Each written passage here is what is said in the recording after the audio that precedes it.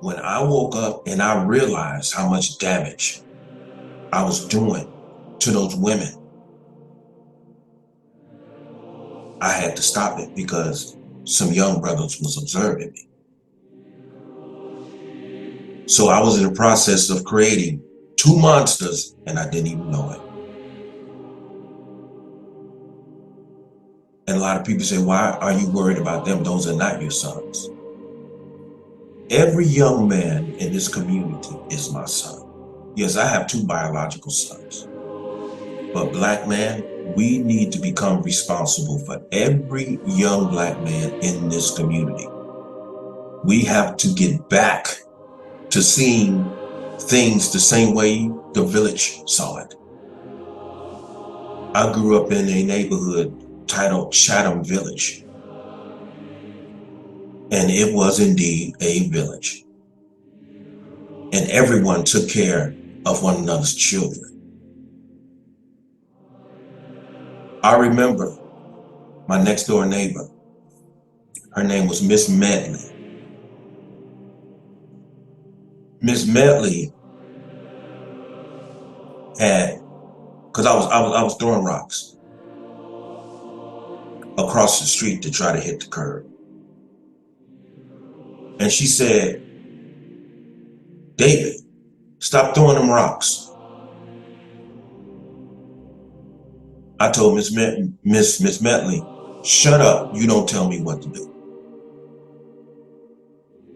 Miss Medley went in the house and she called my great grandmother. And she repeated to my great grandmother what I said. Immediately, Graham, who's my great grandmother, she said, get in here. So when I went in there, after she whooped my ass deservingly, she told me, I taught you better. You know Miss Medley, you love Miss Medley. So you treat Miss Medley and you talk to Miss Medley like you love her. She said, don't lose yourself. The very next day, Graham comes to my room. She wakes me up. She said, get up. You're going to be spending the day with Miss Medley. And I'm like, I'm going to be spending the day with Miss Medley. She said, yeah, you're going to be spending the whole day with her. And so when I went to Miss Medley, I was really embarrassed. Good. Embarrassment is a good thing because embarrassment contains shame in it. And shame is a beautiful, oh, let me tell you something. Shame is a beautiful thing because it has an instant um, resolve in it and it humbles you all at the same time. When I came in Miss Medley's house, she gave me a big hug. She kissed me on the cheek. She said, you hungry? And I'm like, no. And I immediately said, Miss Medley, I'm sorry about yesterday. She said, boy, I'm forgiving you for that. She gave me a big hug. She said, come on, let's go in my backyard, clean up my backyard. And so when I was back there helping her clean up her backyard, Miss Medley started planting some flowers. And she was telling me how to plant flowers and everything. And she was telling me, she said, you know what, David? Flowers are like life. She said, you know, you plant the seed, you struggle through the soil after you're first germinated, and then the seed is germinated, and then the seed takes root, and the root gains strength, and it struggles to the surface. And she said, when the flower breaks from the surface, she said the flower does like this. It struggles because it's in pain. It struggles. She said, and then the branches come out, you know, the little leaves come out. And then the flower slowly blooms. She said, you know, life is like that. She said, it's the same as when you was in your mother's womb and you had enough intelligence to know when it was your time to leave the womb. And so you started moving around, trying to get out the womb, which is what they call labor pains. She said, life is like that. She said, you're going to struggle. She said, but it's a part-time thing. It's a part-time thing. I bring all of that up because even though we're going through a critical time as a community, this does not have to be forever. This does not have to, this dysfunction that's between Black men and Black women, it does not have to cultivate into another contaminated culture. We can end this right now. We can end this right now. But we have to sit and get back to communicating with one another because it's very important. Communication determines our survival. Communication determines our love for one another.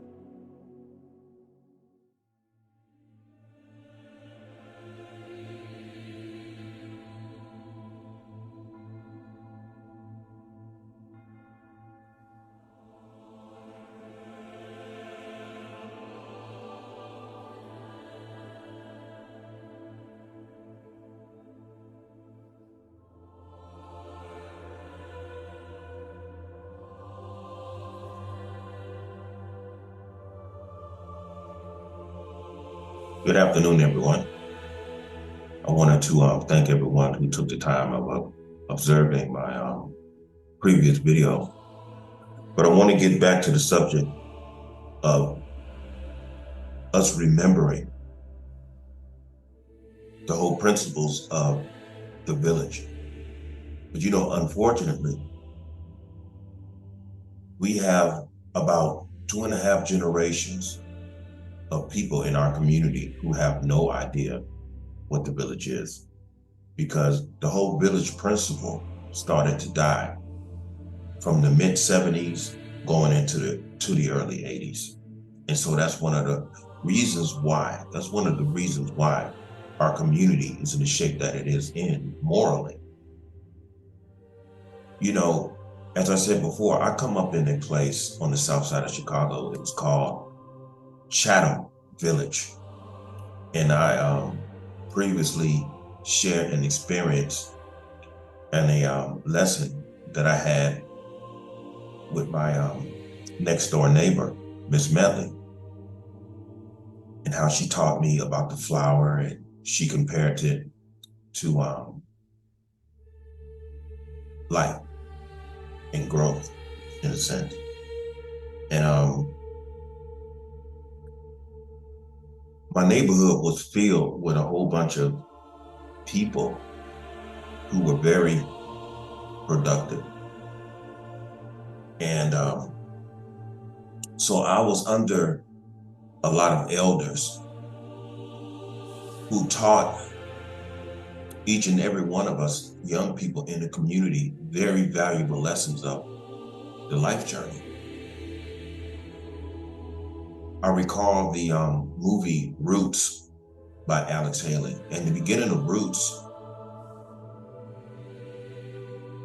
you see that the village of the Kente tribe had different people in it that gave the youth messages and wisdom and stuff like that. You can compare those to the elders, you know, and I was just surrounded by a whole lot of people that gave me a whole lot of good life lessons. And the majority of the times, you don't really have to do anything bad for them to open up your eyes to what they feel as though you shouldn't do, because it could grow into a habit, and not only physically, but mentally and morally. I recall a time that I was coming home from a park that was just a couple of blocks up from where I lived. There's a park out there called Nat King Cole Park. It was dedicated to the late singer of Nat King Cole. I was coming from up there, and coming up in Chicago, even though they had sidewalks, we used to have a bad habit of walking in the streets. And so my thing was, well, I don't want to walk too far in the middle of the street because I could get hit. And so I developed a habit of walking on the curb. Instead of getting on the sidewalk, I had a bad habit of walking in the curb. There was an elder, I don't remember his first name, but his last name was Few, F-E-W. And he lived right across the street from us in an area we used to call the Circle. And I knew his daughters, Deborah Few and Sherelle Few. One day, I was walking in the curb. Mr. Few, he rose up in his brown Buick, and people in the community knew me as DA for David Anthony. Mr. Few rolled up on me as I was walking home, and he said, DA? I said, how you doing, Mr. Few? He said, I'm fine. He said, but look, he said, I noticed you walking the curb a whole lot. And I'm looking at him, I was curious. I said, yes. He said, look, I don't ever want to see you walking in the curb ever again. He said, I want you to walk on the sidewalk. He said, the curb is for losers. And I'm like, what is he talking about? He said, walking in the curb is not productive. He said, it's non-productive. He said, it's more productive to walk where you should walk, on the sidewalk. Stay out of the curbs. He said, you're bigger than the curbs. I don't ever want to see you walking in the curb again. He said, because you're bigger than that. You're better than that. I said, yes, sir. And he drove off. Now, at that time, did I really understand what he was talking about? I didn't, because I was too young to understand the perception, and the moral symbolic meaning of that. But as I got older, and I heard discussions of people, you come from the gutter. Come from the gutter. Okay, what's the gutter? Is it a neighborhood? Is it equivalent to what is called the ghetto? I thought it was equivalent to the ghetto. But then as I got older, what is it that creates the ghetto? Does the government build ghettos? No. What creates the ghetto is the mentality of the people who live within that area. That's what creates the ghetto. People who are low on moral standards. And so when you're low on moral standards, you create an environment that is immoral.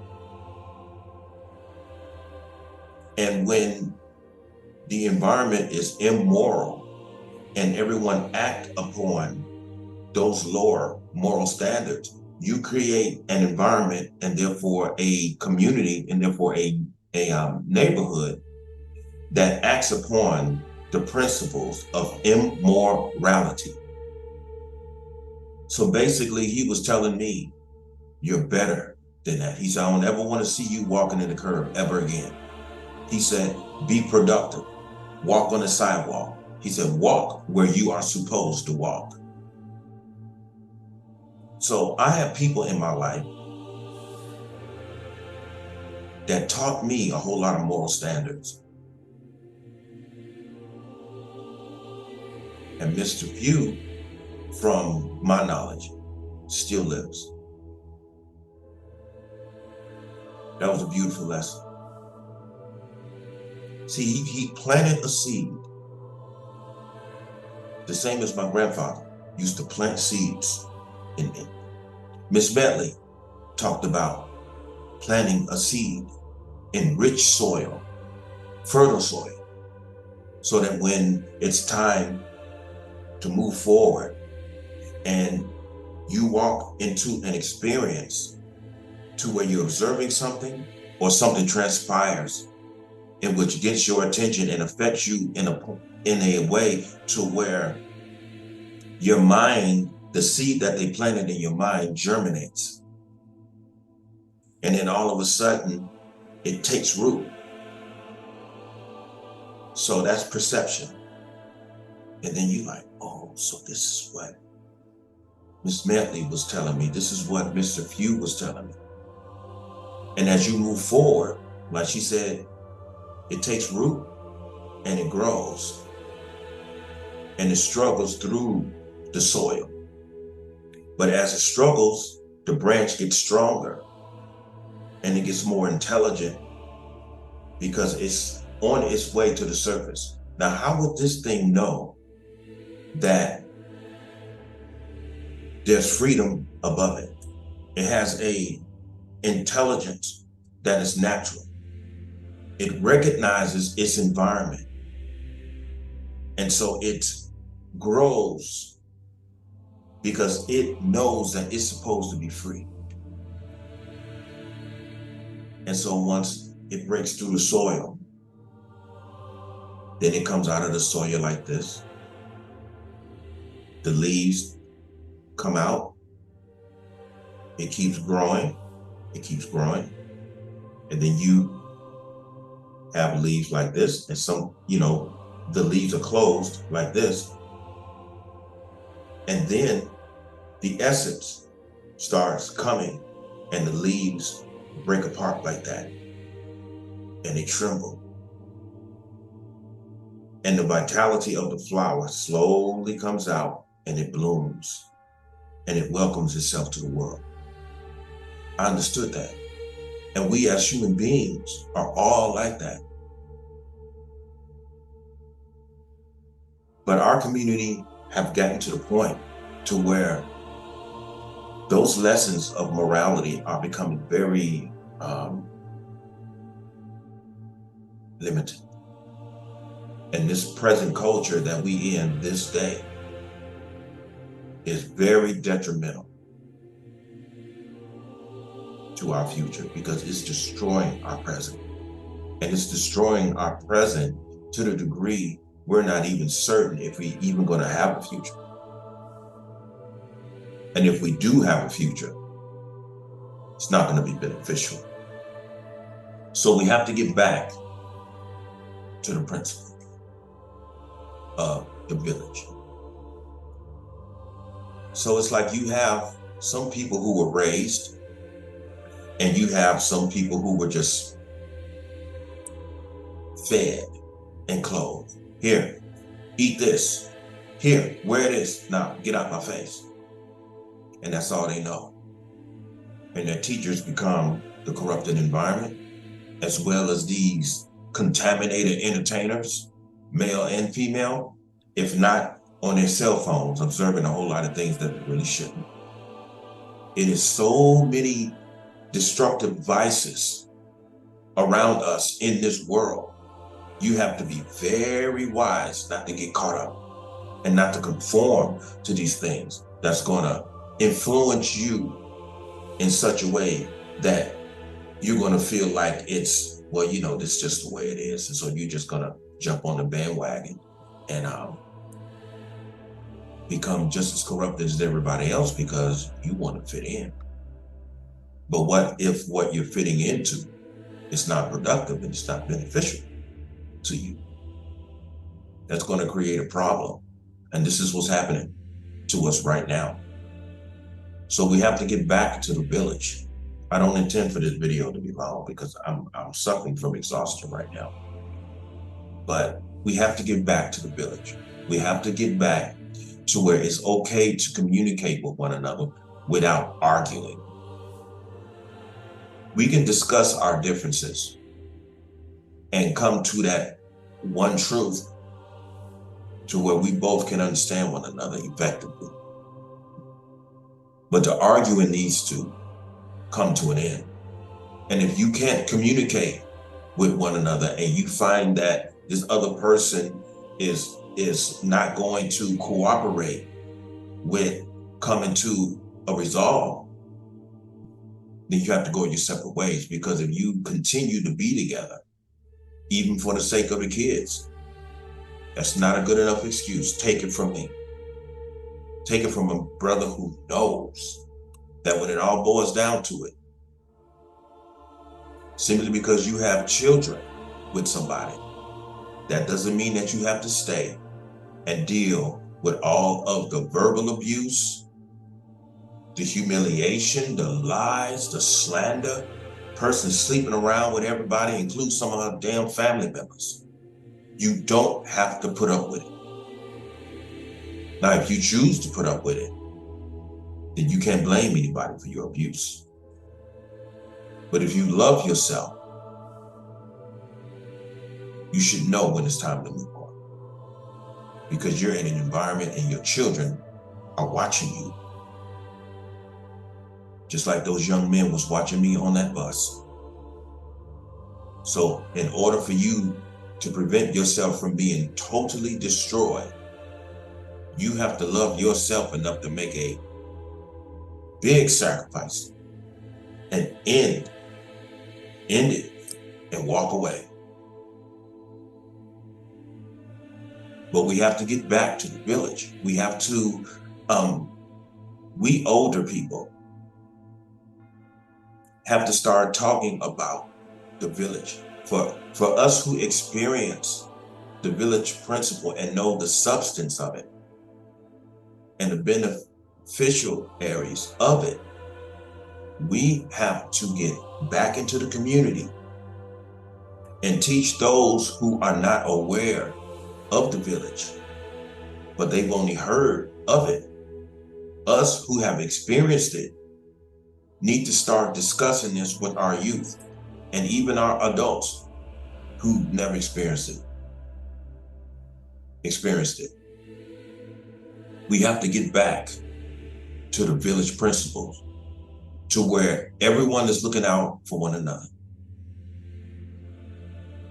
Get away from, oh, well, this is not my daughter and that's not my son. We have to understand that the only way that this is going to be resolved and put in a place where it needs to be, we have to embrace every child. We have to look out for one another's children. Whenever you see a young lady or a young man get themselves into trouble, you can't say, well, he ain't my son. Whatever happened to him happens. But if you can perceive that what he or she is doing wrong, then you're responsible. But I know it's very difficult this day because we have allowed it to get so out of control that the majority of the times nowadays, going out there trying to teach these children the proper direction to go in, the majority of the time, you just might not even survive it. That's how out of control it's become. But I'm not gonna drag this because, like I say, I'm suffering from exhaustion and everything, and I'm gonna have to get a few hours more sleep before I have to get up and go to work. But I think I've said enough for everyone to understand exactly what I'm trying to imply. I'm just not able to really get deep into it right now because like I said, I'm tired. You know, I'm suffering from exhaustion right now. You know, there's a lot going on. There's a lot going on with a lot of people nowadays. So with this being said, I hope that everyone understand the basic of what I was trying to say and try to built on that, I might touch on this again because I don't think I dealt with this effectively, but I'm gonna put this out here anyway, like I do.